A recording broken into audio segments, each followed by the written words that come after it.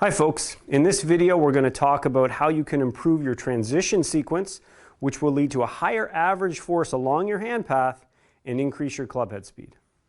There are 4 things that we can do to this club in order to change its speed. We can increase the length of our hand path, we can apply a higher average force along that hand path, we can apply a higher average torque to the club, or rotate the club through a bigger angle on the downswing. Those are the 4 things that we can do to change club head speed. Those 4 things will completely predict how fast you will get the club moving.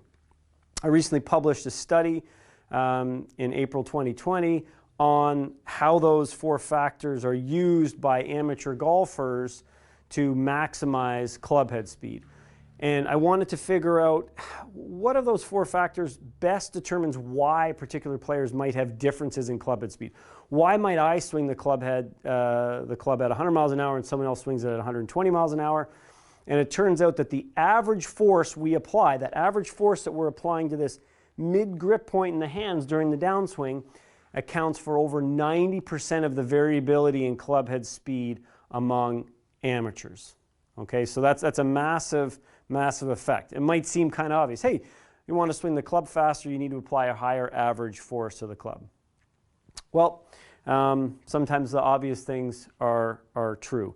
And what I want to work on today, give you some ideas that you can use to work on at home, is how do we apply a higher average force to the grip of this club. Most of us out there, most amateurs, have the ability already in ourselves to apply a higher average force when we're applying.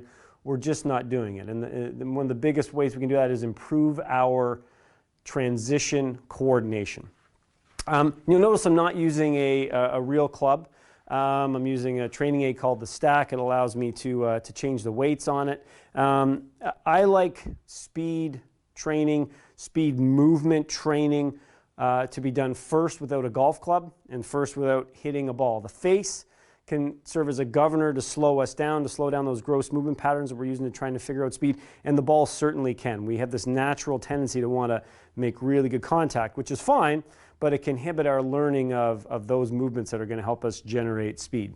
Certainly, before we take any of this stuff to the golf course, we need to be able to do it with a golf club and a ball, but the first part of the process is using something without a face and no ball. But I do have a little PRGR monitor there that can track the speed that I'm swinging this club at, because that can really help the learning experience. So what we're going to focus on today is increasing that average force along the hand path, and we're going to do that by improving our transition coordination. Okay, so a long-held biomechanical principle is that we want to move our body parts in a movement in a proximal to distal order. Proximal meaning the ones that are further from the thing we want to get moving fast. We want to move those body parts first, and then we'll get the body parts going that are more distal, closer to the club, out last. So what that would mean is that at the start of the downswing, I don't want all these joint angles to start changing immediately. So let's say this was my top of backswing position. I don't want my pelvis to start rotating at the same time my torso does, and at the same time my arm comes off my chest and my wrist. I don't want to do all that at once. Okay? That might get the club head to the ball in the shortest amount of time as possible, but it's not going to get it there with the most speed.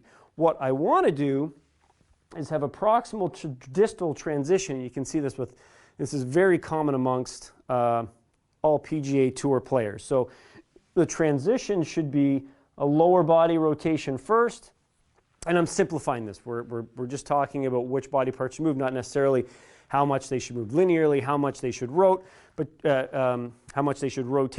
but just the general idea that we want the lower body to be transitioning first. Okay, then that torso is going to be transitioning. Then we'll start to kind of see that lead arm come off the chest a little bit, and the last thing that we'll see will be those wrists.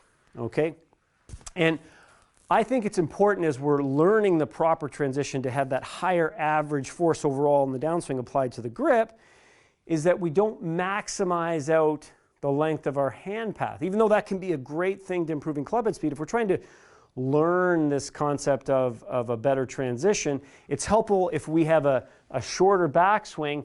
That allows us to have room to rotate our pelvis relative to our torso, and gives us room to rotate our torso relative to our lead arm, okay?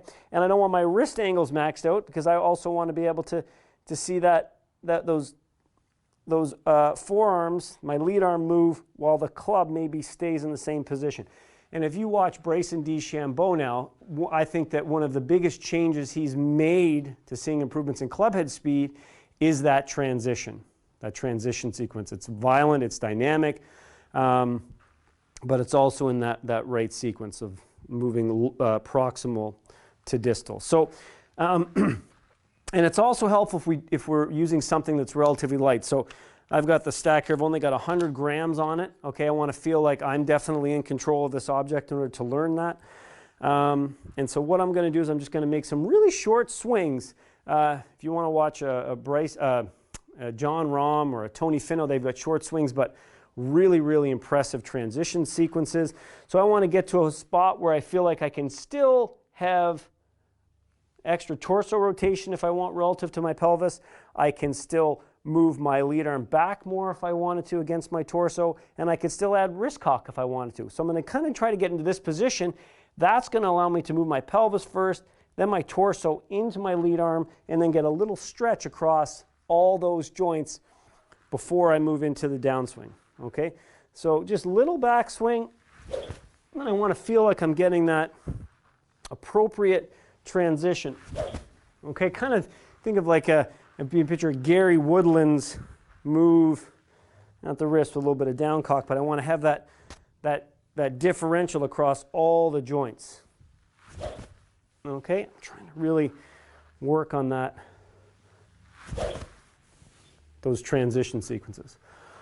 Okay, hopefully improving that transition sequence will increase your club head speed as well.